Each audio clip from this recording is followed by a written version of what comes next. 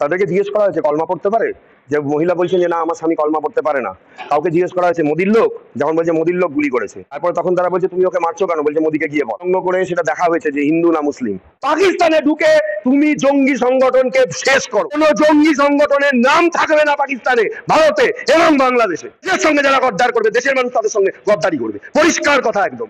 দেশ আগে, দেশবাসী আগে। দেশবাসীর রক্ত পড়বে আর তুমি বড় বড় কথা বলবে। কাশ্মীরকে নিয়ে খেলা, অধিকৃত কাশ্মীরও দখল হবে এবং লস্করি তৈবা থেকে ISI শুধু বইয়ের পাতায় নাম থাকবে, পুরো এই জিনিস তৈরি করতে হবে ভারতবর্ষ। 48 ঘন্টা অনেক বেশি সময় দেওয়া আছে, 24 ঘন্টার মধ্যে কেন ত্যাগ করবে না? রাস্তার কুকুররা কোরআন নিয়ে মানুষের মনের মধ্যে উল্টো পাল্টা কথা ঢোকায়, জেহাদিদের কথা শোনায়। ওই যে সার্জিক্যাল স্ট্রাইক পাই না, ডাইরেক্ট স্ট্রাইক, ডাইরেক্ট যুদ্ধ। দেখা যাবে কার কত ক্ষমতা, পাকিস্তানের কি ক্ষমতা বোঝা হয়ে গেছে।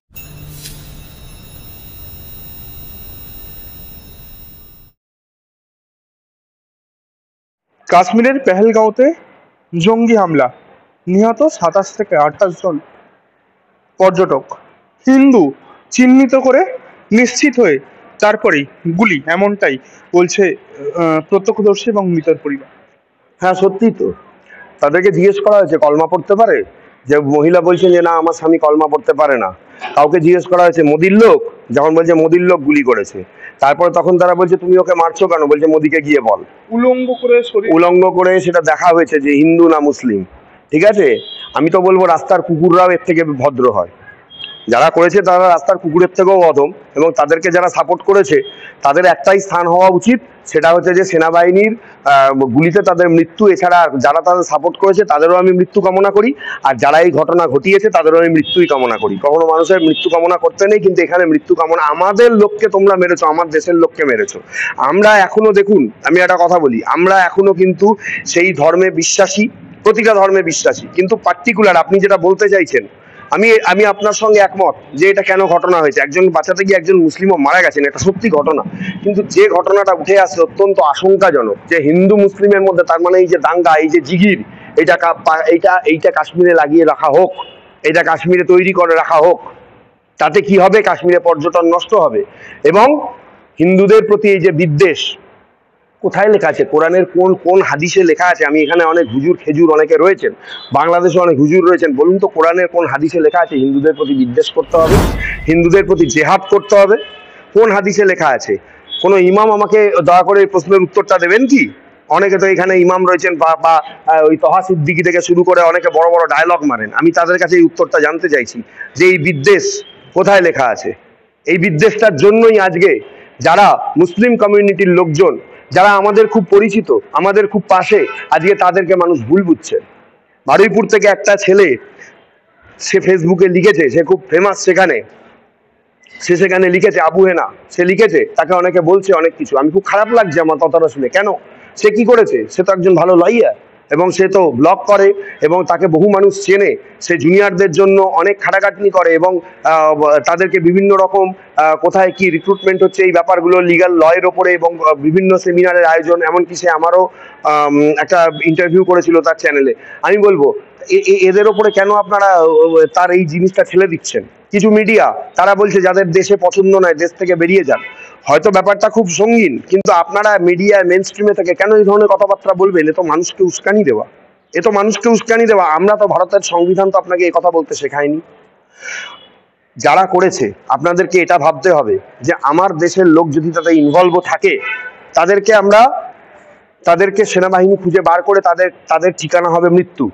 এবং যারা করেছে তারা চায় ভারতে হিন্দু মুসলিম গন্ডগোলটা তৈরি হোক।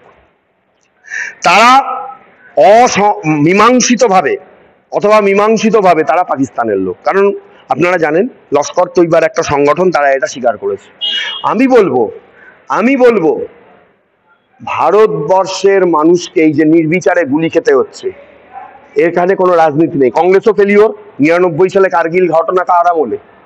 99 সালে কার্গিল যখন ঘটনা, তখন প্রধানমন্ত্রীটাকে, কংগ্রেস যে বড় বড় কথা বলে, তখন প্রধানমন্ত্রীকে, কত মানুষ মারা গেছিল, কতজন সেনাবাহিনীর লোক মারা গেছিল, কেন হবে? তখন কি করেছিল কংগ্রেস? আজ কংগ্রেস বড় বড় কথা বলছে বিজেপিকে নিয়ে।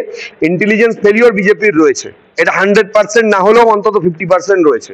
লাস্ট 10 বছরে 56 ইঞ্চি ছাতি মনে হয় 100 ইঞ্চি হয়ে গেছে, কিন্তু কোনো রিক্রুটমেন্ট হয়নি। NIA কোনো ভালো রিক্রুটমেন্ট নেই, CBI কোনো ভালো রিক্রুটমেন্ট নেই, এমনকি গাড়ির তেল পর্যন্ত দেওয়া হয় না। একদিনের লিমিটেড গাড়ির তেল দেওয়া হয়, পশ্চিমবঙ্গের এনআইএ কে লিমিটেড গাড়ির তেল দেওয়া হয়। আমাকে একজন বলেছেন অফিসার, আমি নাম বলবো না, হাই র্যাঙ্কের এনআইএ এর অফিসার তার অফিসে বসে বলেছেন আপনাদের ওখানে সিসিটিভি রয়েছে, আপনারা চেক করে দেখতে পারেন, যদি আমি মিথ্যা কথা বলে থাকি। এই যদি অবস্থা হয় তাহলে দেশের সিকিউরিটি তাদের কি খোকলা অবস্থা চিন্তা করুন। কেন দেওয়া হবে না? যে সেনাবাহিনীকে, আমার বক্তব্য হলো প্রথম যখন এই সরকারটা এসেছিল তারা বলেছিল সমস্ত গ্রেডে এক স্যালারি দেবে, এই দেবে, খুব বড় বড় কথা বলেছে, সেনাবাহিনী খুশি ছিল। আজকে সেনাবাহিনীর লোকজনদের জিজ্ঞেস করুন, আপনাকে বলবে না। আমার কাছে খবর আছে, আমার অনেক কিছু বন্ধু বান্ধব রয়েছেন যারা সেনাবাহিনীতে রয়েছে, আমার কিছু ক্লায়েন্টস রয়েছেন, তারাই বলছে দাদা লাস্ট 9 বছরে আমরা জানি, এবং সেনাবাহিনীর প্রধানই তো আজকে বলেছেন প্রায় 1 কোটির ওপর রিক্রুটমেন্ট দরকার। কোথায় রিক্রুটমেন্ট? 10 বছরে একটা রাম মন্দির ছাড়া মানুষের পেটে ভাত দেওয়ার জন্য কি করেছে কেন্দ্রীয় সরকার? হিন্দু মুসলিম জিগির তুলে খালি ভোট ভোট ভোট ভোট করে গেছে। আর কি করেছে? আমি জানতে চাই মানুষের জন্য কি করেছে? এই হাতগুলো থেকে ভোট নিয়েছো তুমি, এই হাতগুলো তোমাকে ওইখানে বসিয়েছে, এই হাতগুলো তোমাকে স্বরাষ্ট্রমন্ত্রী করেছে, রাজনাথ সিংকে বড় বড় কথা বলার সুযোগ দিয়েছে, এই হাতগুলো দিয়ে ভোট দিয়ে। এই হাতগুলো আজকে মারা গেছে, এই মানুষগুলো আজকে মারা গেছে। লজ্জা শরম যদি থাকে, পাকিস্তানে ঢুকে তুমি জঙ্গি সংগঠনকে শেষ করো, শেষ করো। কোন জঙ্গি সংগঠনের নাম থাকবে না পাকিস্তানে, ভারতে এবং বাংলাদেশে। বাংলাদেশেরও মদত রয়েছে, শামসেরগঞ্জের ঘটনা বাংলাদেশের মদতে, এবং ওর মধ্যে আরো যারা যারা জড়িত সবাইকে, তাদের একটাই ঠিকানা বন্দুকের গুলি, কোনো গল্প হবে না। এবং ওই সর্বদলীয় বৈঠকে কোন দল যদি বলে দেশের নিরাপত্তার খাতিরে এটা করা যাবে না, ওটা করা যাবে না, কেন্দ্রীয় সরকারকে বেশি বোঝানোর চেষ্টা করে, সেই দলকে শুধু বয়কট না, পরবর্তী 50 বছর সেই দলের রাজনৈতিক এন্টিটি কেড়ে নাও, সেই দল কোনো ভারতবর্ষের কোনো ভোটে লড়তে পারবে না। দেশের সঙ্গে যারা গদ্দার করবে, দেশের মানুষ তাদের সঙ্গে গদ্দারি করবে। পরিষ্কার কথা একদম, দেশ আগে, দেশবাসী আগে। দেশবাসীর রক্ত পড়বে আর তুমি বড় বড় কথা বলবে, কোনো দিন মেনে নেওয়া যাবে না। কিসের রাজনীতি, কিসের কি? সেনাবাহিনীতে রিক্রুটমেন্ট হোক, এবং পাকিস্তানে গিয়ে এমন ভাবে যাও, কিসের লস্করি তৈবা, মানুষ মারার কারিগর, ইয়ারকি মারার জায়গা পায় না, আর কাশ্মীরকে নিয়ে খেলা, অধিকৃত কাশ্মীরও দখল হবে। এবং লস্করি তৈবা থেকে আইএসআই, শুধু বইয়ের পাতায় নাম থাকলে পুরো এই জিনিস তৈরি করতে হবে ভারতবর্ষকে। কেন হবে না? দেশের মানুষের রক্তের দাম কেন্দ্রীয় সরকার যদি দিতে না পারে, তাহলে ছেড়ে দিক ওই কেন্দ্রীয় সরকারিকে, ছেড়ে দিক ওই মন্ত্রিত্ব, দেশের জনগণ দেশের নিরাপত্তা বুঝে। একটা বিষয় যে এই হামলা, ঠিক হামলা ঘটনা হওয়ার পর প্রধানমন্ত্রী বিদেশ সফরে ছিলেন, তিনি তড়িঘড়ি তার বিদেশ সফর কাটছাট করে তিনি দেশে ফিরেছেন। তড়িঘড়ি ওই দেশে ফিরতে গিয়ে তিনি কিন্তু পাকিস্তানের বায়ু সীমা তিনি ভেতরে ঢোকেননি, তিনি আকাশপথ ব্যবহার করেননি, এবং পরবর্তী সময়ে তিনি অন্য রাস্তায় ঘুরে এসেছেন। এবং আসার পর তিনি তার যে বৈঠক, বলতে গেলে যে একটা হাই টেনশন একটা বৈঠক, যেখানে উচ্চ পর্যায়ের বৈঠক হয়েছে, এবং সেই বৈঠকের পরবর্তী সময়ে দেখেছি যে এখনো চলছে সর্বদলীয় বৈঠক।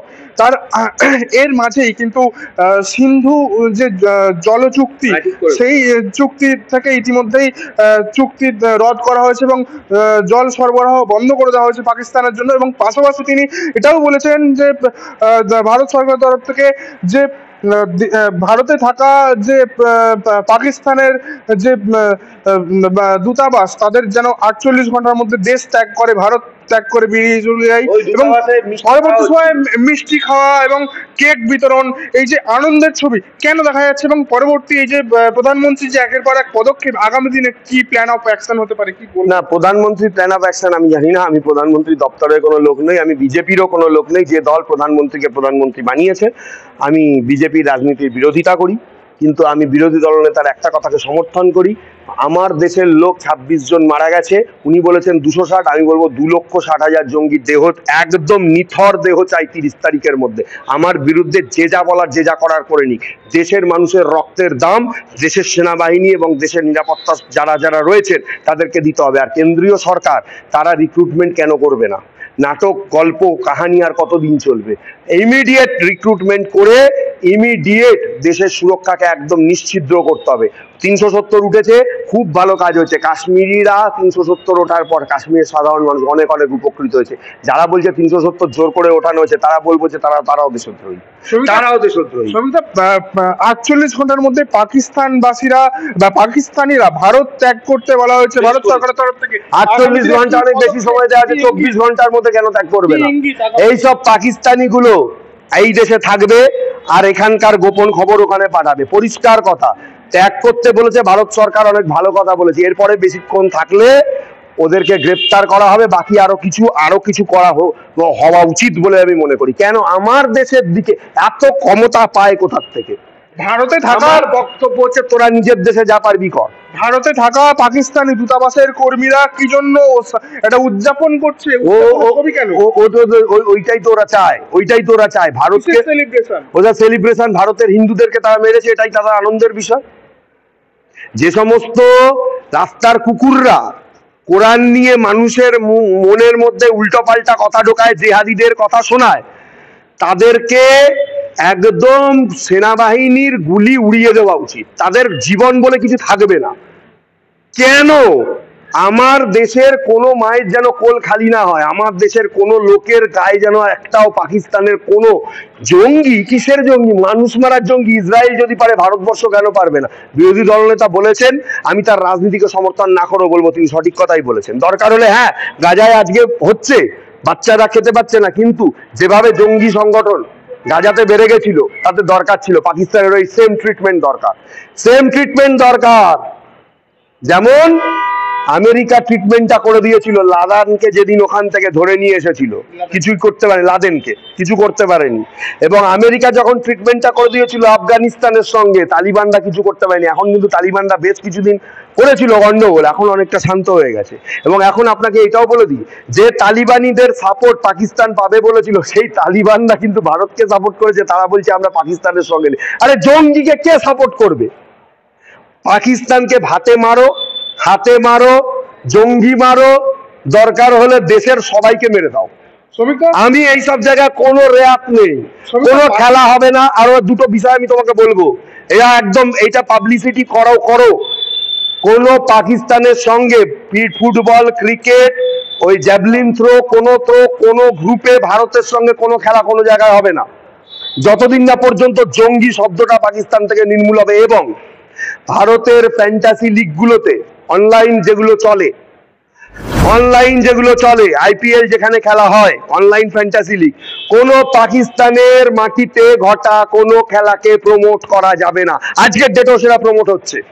মাই 11 সার্কেল ফ্যান্টাসি এবং ফ্যান্টাসি লিগ বা মাই 11 সার্কেল আজকের ডেটেও মুলতানে খেলা হলে বা অন্য, ওরা হয়তো বলবে বাইরে খেলা হচ্ছে, তোমার কি না? তুমি পাকিস্তানের মাটিতে হওয়া কোনো ইভেন্টকে আমার দেশের কোনো জায়গায় বসে এই ঘটনার পর প্রমোট করা যাবে না। ভারতের স্বরাষ্ট্রমন্ত্রী, টেলিকমিউনিকেশন ডিপার্টমেন্ট, আমি বলবো উপযুক্ত ব্যবস্থা নিন। আমি কমপ্লেন অলরেডি করব, আমি কমপ্লেন রেডি করছি। যদি আমি সুরাহা না দেখতে পাই এই মাসের 30 তারিখের মধ্যে, আমি মে মাসে মামলা করবো। কিছু পাকিস্তানি মিডিয়া ইতিমধ্যেই বলতে শুরু করেছে, ভারত যদি এই সিন্ধু জল যে বন্টন নীতি, সেই যে চুক্তি যেভাবে লঙ্ঘন করছে এবং যেভাবে এই চুক্তিকে নাকচ করছে, পরবর্তী সময়ে পাকিস্তান ছেড়ে কথা বলবে না, পাকিস্তান ভারতের পাল্টা আক্রমণ শানাতেও তৈরি রয়েছে। আরে রাখ তোর পাকিস্তান 3.5 টাকার পাকিস্তান কি ছাড়বে রে ভাই?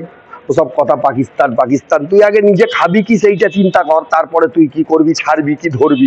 ওই তো আজকে নাকি কোন ওদের সমুদ্র তীরে নাকি কি ক্ষেপণাস্ত্র পরীক্ষা করেছে না কি করেছে। ওই ভারত যখন পরমাণু পরীক্ষা করেছিল অটল বিহারী বাজপেয়ীর আমলে, ওরা একটা পরমাণু খোল পরীক্ষা করেছিল ভারতের সঙ্গে দেখানোর জন্য। ওই সব পাকিস্তানের কথা, ওই পাকিস্তানের সেনাপ্রধানের কথা। অ্যাকচুয়াল ব্যাপারটা কি জানেন তো? ভারত একটা শান্তিপ্রিয় দেশ, ভারত কখনো গন্ডগোল করতে চায়নি। কিন্তু দেখা যাচ্ছে এখন আমরা পরিষ্কার কথা যে আমরা মানব না। মারের বদলে মার হবে, গুলির বদলে গুলি হবে, 26-এর বদলে 2,60,000 জঙ্গির দেহ চাই, পরিষ্কার কথা। ওই সব 260 ফাট কি, ও তো বিরোধী দল অনেক কম বলেছে। 2,60,000 জঙ্গির দেহ চাই এই মাসের 30 তারিখের মধ্যে, কোনো কথা না। ওই যে সার্জিক্যাল স্ট্রাইক পাই না, ডাইরেক্ট স্ট্রাইক, ডাইরেক্ট যুদ্ধ, দেখা যাবে কার কত ক্ষমতা। পাকিস্তানের কি ক্ষমতা বোঝা হয়ে গেছে। পাকিস্তান ওই চট্টগ্রামে ওই জাহাজ পাঠাতে পারবে, আর ওই অস্ত্র ভরে ভরে ভরে ওই সমস্ত করতে পারবে। ভারতের সঙ্গে লাগা অত সহজ নয়, ঠিক আছে। সার্জিক্যাল স্ট্রাইকের পরে ঠান্ডা হয়ে গেছিল, এরপরে পুরো ঠান্ডা ঘরে চলে যাবে। বেশি তেড়িবেড়ি করলে এবার দেশের অস্তিত্ব থাকবে কিনা সেটা নিয়ে চিন্তা করতে হবে।